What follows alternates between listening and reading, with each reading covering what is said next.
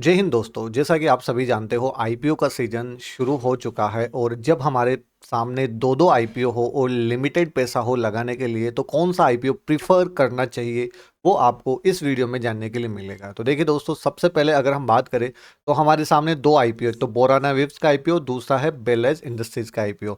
Borana waves जो कि textile से रिलेटेड है और बेलराइज जो है ऑटो सेक्टर से रिलेटेड है। तो आइए जानते हैं इनके बारे में।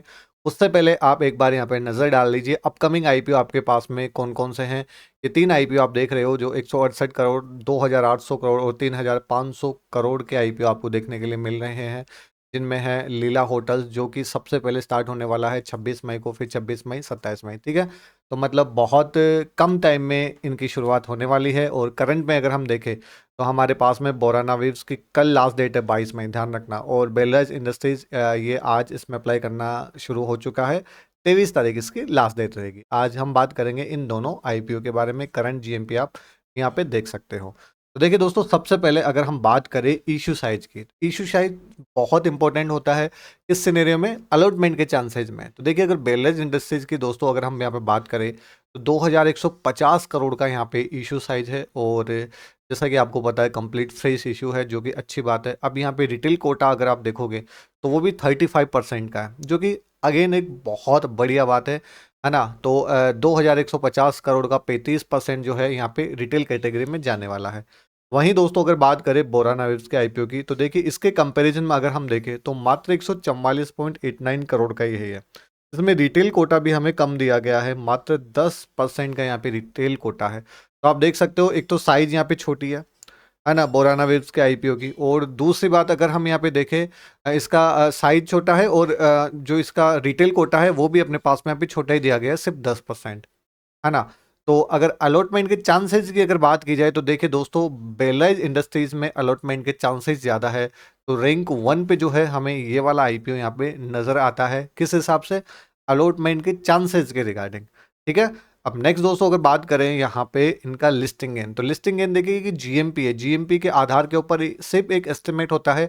इसके आसपास हमें लिस्टिंग कई बार दिखाई भी देती है, हो सकता है कभी नहीं हो सकता है कभी ज़्यादा लिस्टिंग हो जाए, हो सकता है कभी कम लिस्टिंग हो जाए। तो ये बातें आपके दिमाग में यहाँ पे रहनी चाहिए। ठीक है, सिर्फ इसी के भरोसे नहीं रहना चाहिए, इसीलिए हमने डिटेल इनके वीडियो बनाए थे, जिनका लिंक आपको ऊपर आई बटन में और वीडियो के एंड में मिल जाएगा, जिससे आप खुद डिसाइड कर सके कि आपको कौन से आईपीओ के लिए अप्लाई करना चाहिए। तो बोराना वेव्स के आईपीओ की दोस्तों अगर हम बात करें तो आप यहाँ पे देख सकते हो 20 तारीख से जो है ये ओपन हो गया था, आज भी ओपन रहा। ठीक है, और अगर हम यहाँ पे बात करें एस्टिमेट लिस्टिंग गेन, तो लगभग यहाँ पे 26% का फिलहाल आ रहा है, फ्लक्चुएट हो रहा है। पहले 27 था, फिर अभी थोड़ा कम हुआ, मार्केट की कंडीशंस वगैरह वो सब रहता है। अगर हम यहाँ पे एक लोट की बात करें जो कि अराउंड 15,000 का होता है, तो उस पर हमें 26% के करीब, मतलब लगभग 4,000 के करीब यहाँ पे प्रॉफिट नज़र आ रहा है। अगेन एक बात रिपीट करना चाहता हूँ कि फिक्स क्राइटेरिया नहीं है, लेकिन ठीक है, अभी एक्सपेक्टेड जीएमपी ये चल रही है। तो जीएमपी यहाँ पे बढ़िया चल रही है इसकी कंपैरिजन बेलराइज इंडस्ट्रीज के। बेलराइज इंडस्ट्रीज अगर देखें दोस्तों तो यहाँ पे इसका जो जीएमपी चल रहा है वो लगभग 17% के करीब चल रहा है। तो 17% के करीब हो गया। एक लोट यहाँ पे 15,000 का लगभग अगर होता है तो उसका 17% लगभग 2,490 रुपये का यहाँ पे प्रॉफिट होने की संभावना। इंपॉर्टेंट बात अगर आप यहाँ पे देखोगे, इसकी जीएमपी बड़ी है ना। इसकी जीएमपी बढ़ी है तो उम्मीद है कि कल भी इसकी जीएमपी बढ़ सकती है ना। क्योंकि देखिए अगर इसका अगर साइज की बात करें तो मतलब प्राइस की बात करें तो सिर्फ 90 रुपये है। एक प्राइस भी बहुत एक मतलब मेन पॉइंट है यहाँ पे अगर देखा जाए तो, है ना। और बेलराइज इंडस्ट्रीज एक वेल नोन कंपनी है, ऑटो सेक्टर की कंपनी है ना, ऑटो कंपोनेंट वगैरह बनाती है। तो जीएमपी आप यहाँ पे देख रहे हो बढ़ रही है और यहाँ पे घट रही है। और सबसे इंपॉर्टेंट बात मैंने आपको यहाँ पे बताई, यहाँ पे अलॉटमेंट के चांसेस ज़्यादा है।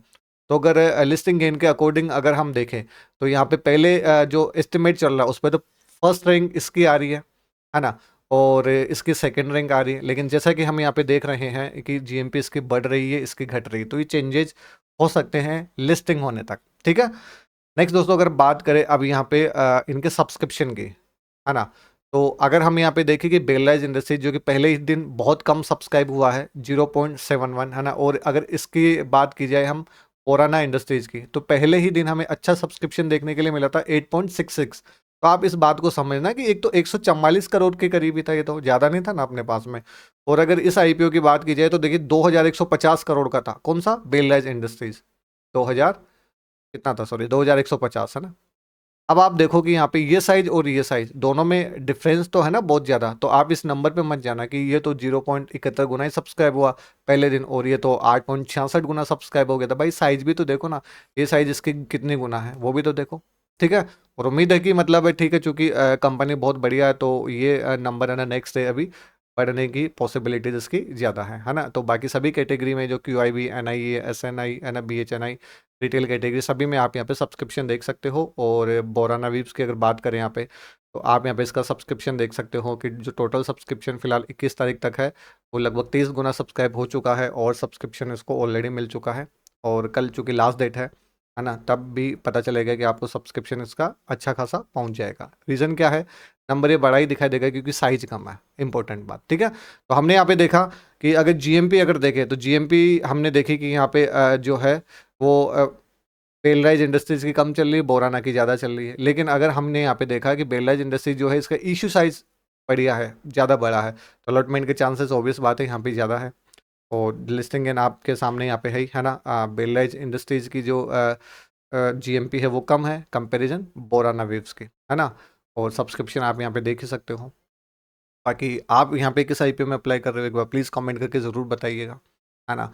बाकी अगर मैं पर्सनली जो मेरा डिसीजन है वो तो मेरा ऑब्वियस बात है बोराना के ऊपर ही रहने वाला है ना, सेकंड नंबर, है ना। और फर्स्ट नंबर रहने वाला है बेलराइज के ऊपर, क्योंकि देखिए इसी शायद ज़्यादा है तो ऑब्वियस बात है मैं तो फर्स्ट प्रेफरेंस जो दूंगा वो बेलराइज इंडस्ट्रीज़ को यहाँ पे देने वाला हूँ।